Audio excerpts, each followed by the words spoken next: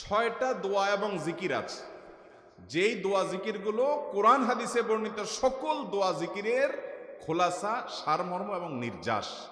এই 6টাকে যদি কোনো মুসলমান নিয়মিত আঁকড়ে ধরে, তাহলে কোরআন এবং হাদিসের যত দোয়া এবং জিকির আছে কেমন যেন তার নির্যাসটা নিয়মিত সে আমল করলো। বলবো সেগুলা। এই 6টা দোয়া এবং জিকিরের মধ্যে সর্বপ্রথম হলো নবী করিম সাল্লাল্লাহু আলাইহি সাল্লামের প্রতি দুরূদ প্রেরণ করা। নবীজি সাল্লাল্লাহু আলাইহি সাল্লামের প্রতি দুরূদ প্রেরণ করার আমল এরকম আমল, আপনি যদি সারা দিনে শুধুমাত্র নবীজির প্রতি দুরূদ প্রেরণ করার আমলটাই জিকির হিসাবে সবচেয়ে বেশি করেন, দোয়া হিসাবে যদি এটাই আপনি সারাদিন করতে থাকেন, তো আপনার জন্য যথেষ্ট হবে, আল্লাহর কাছে আর কিছু না চাইলেও চলবে। দুরূদ মানে হলো নবীজির জন্য দোয়া করা। ভাই, আল্লাহ তার হাবিবকে রহম করবেন, আপনার আমার দোয়ার দিকে আল্লাহর তাকানোর কোনো ঠেকা আছে? নবীজি কি আমাদের দোয়ার কোনো মুখাপেক্ষী? কিন্তু আমরা তার জন্য দোয়া করলে ওই চান্সে আল্লাহ তাআলা আমাদের প্রতি অনুগ্রহ করবেন। একবার না, আপনি নবীজির প্রতি একবার রহমতের দোয়া করবেন, একবার দুরূদ পাঠ করবেন। মান সাল্লা আলাইয়া মাররাতান সাল্লাল্লাহু আলাইহি আশারা। নবীজি সাল্লাল্লাহু আলাইহি সাল্লাম বলেছেন, একবার আমার জন্য তোমরা দোয়া করলে, আমার প্রতি দুরূদ পাঠ করলে, আল্লাহ তাআলা তোমাদের জীবনে 10 বার 10 জায়গায় 10 টাইমস তোমাদের উপরে আল্লাহ তাআলা অনুগ্রহ করবেন। আপনি টেরও পাবেন না কত জায়গায় আল্লাহ অনুগ্রহ করেছেন। আল্লাহ বাঁচাই দিয়েছেন, একটুর জন্য শেষ হয়ে যান নাই। ওই যে দুরূদ পড়ছেন, আল্লাহ তাআলা রক্ষা করছে, আপনি খবরও নাই। আল্লাহ তাআলা আপনার প্রতি বিশাল একটা দান করছে, আপনি লক্ষ্য করেন নাই। ওই যে দুরূদ পড়ছেন একবার, 10 বার রহমত হবে। এভাবে যত দুরূদ পড়বে সে তত রহমত এবং অনুগ্রহ পাবে। বেশি করে পাঠ করবো তো ইনশাআল্লাহ। সবচেয়ে শ্রেষ্ঠ দুরূদ, সবচেয়ে উত্তম দুরূদ হলো দুরূদ ইব্রাহিম, যেটা নামাজে পড়েন। আর সবচেয়ে সংক্ষিপ্ত দুরূদ হলো সাল্লাল্লাহু আলাইহি ওয়াসাল্লাম। এছাড়া নবীজির প্রতি দোয়ামূলক যে কোনো দুরূদই আল্লাহর কাছে গ্রহণযোগ্য হতে পারে, যদি দুরূদের অর্থের মধ্যে, কথা বলার মধ্যে খারাপ কিছু না থাকে।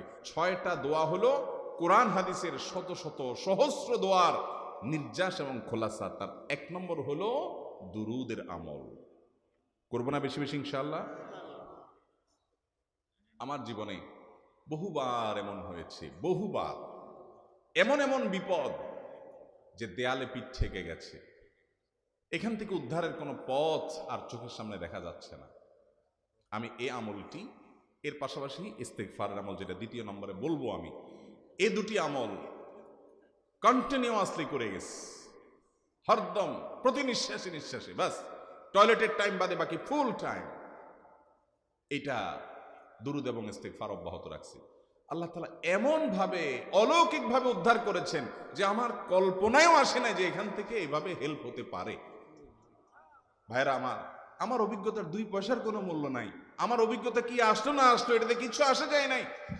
রহমতুল লিল আলামিন আল্লাহর রাসূল, আল্লাহর নবী ওয়াদা করেছেন যে আপনার পেরেশানি দূর হবেই হবে ইনশাআল্লাহ। অতএব দুরূদের আমল বেশি বেশি করবো না ইনশাআল্লাহ। নাম্বার 2, ইস্তেগফার।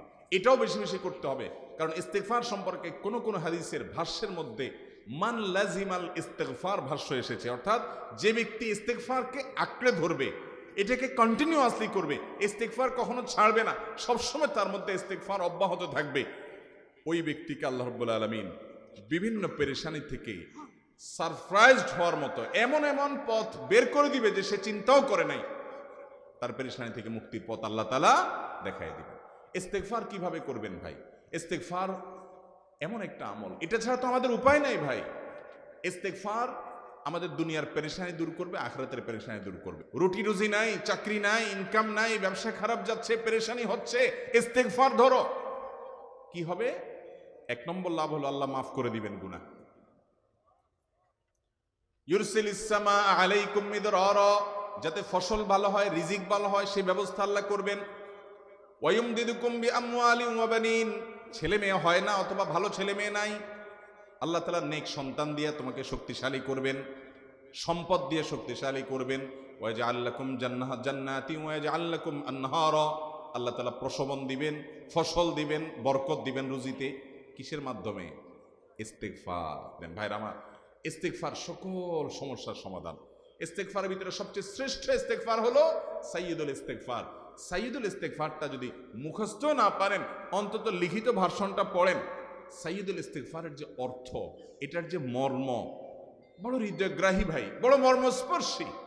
ইমানদার এটার অর্থের দিকে তাকায় যদি পড়ে তো তার অন্তর না গলে পারে না। ভাইরা আমার, অর্থের দিকে লক্ষ্য করে করে মর্মটা বুঝে বুঝে একটু সাইয়্যিদুল ইস্তিগফার পড়েন। লেখা দেখে দেখে পড়েন, ইউটিউব থেকে দেখে দেখে পড়েন, কিন্তু পড়েন। এটা হলো বড় ইস্তিগফার।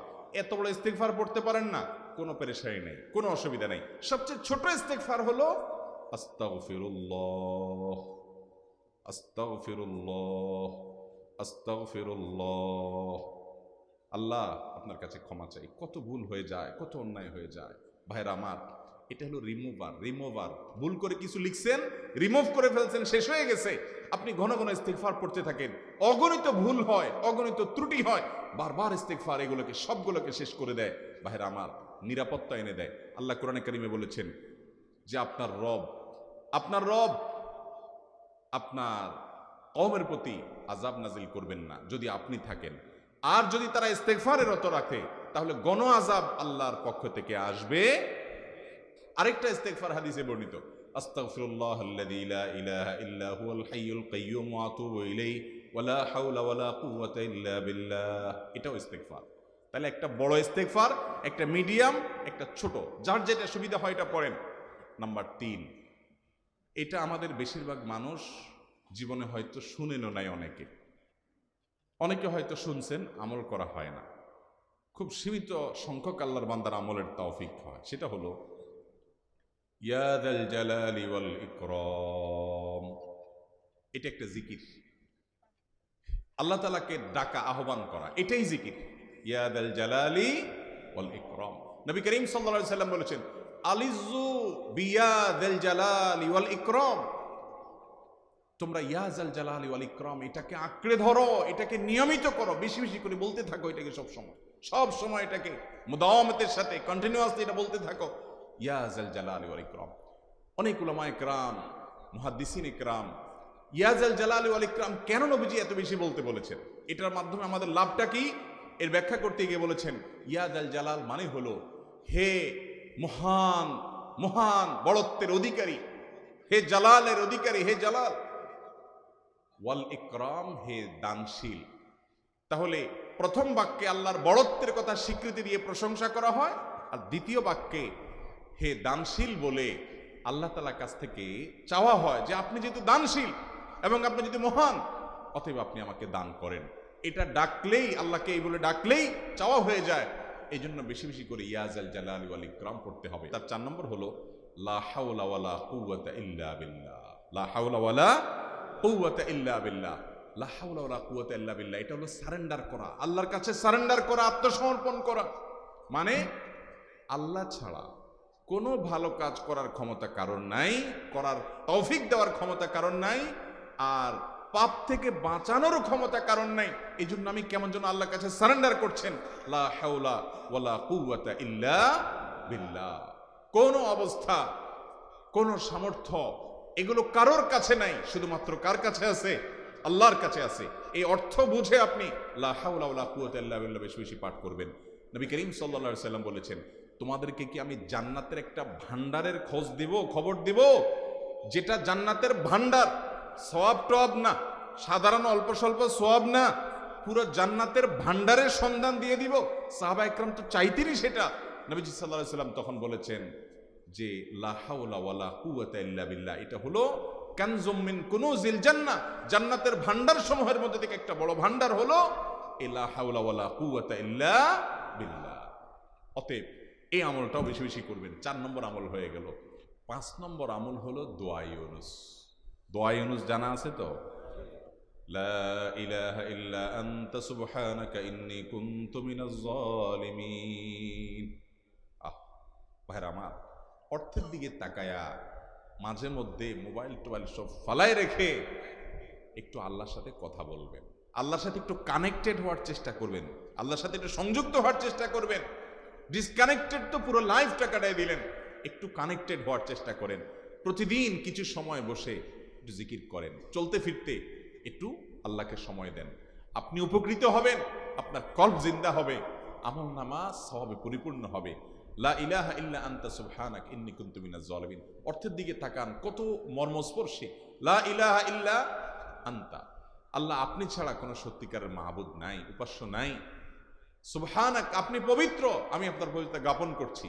ইন্নী কুনতু মিনাজ জালিমিন, তবে আমি সেসব মানুষদের অন্তর্ভুক্ত যারা নিজের প্রতি নিজে জুলুম করেছে, অবিচার করেছে, অন্যায় করে আমার নিজের পায়ে নিজে কুড়াল মেরেছি বহু।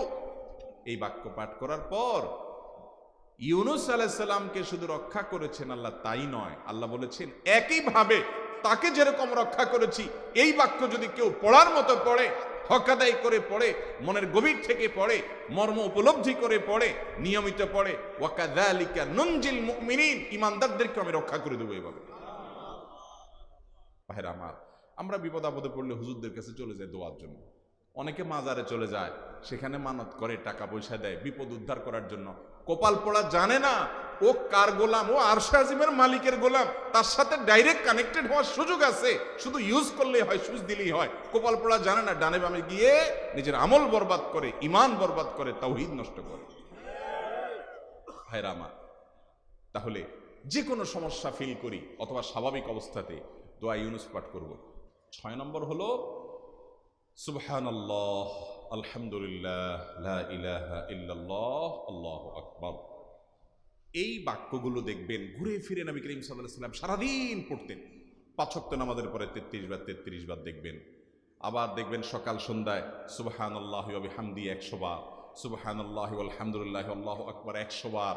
আবার এগুলো মাঝে মধ্যে 10 বার, রাতে শোয়ার সময় 33, 34 বার। বিভিন্ন সময় দেখবেন ঘুরে ফিরে এই সুবহানাল্লাহ, আলহামদুলিল্লাহ, লা ইলাহা ইল্লাল্লাহ, আল্লাহু আকবার, এগুলো একটা মিজানের পাল্লাকে পরিপূর্ণ করে দেয়। কোনোটা আসমান এবং জমিনের মধ্যবর্তী জায়গায় সওয়াব দিয়ে পরিপূর্ণ করে দেয়।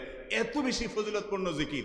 এই জন্য পুরো কোরআন হাদিসের দোয়া এবং জিকিরের নির্যাসের শেষ এবং 6 নম্বর হলো বেশি বেশি করে দিন রাত 24 ঘন্টা যখন সুযোগ পাবেন, যেখানে যেখানে হাদিসে যে সংখ্যা বলা আছে ওটাতে করবেনই, ওর বাইরেও বেশি বেশি করে সুবহানাল্লাহ, আলহামদুলিল্লাহ, লা ইলাহা ইল্লাল্লাহ, আল্লাহু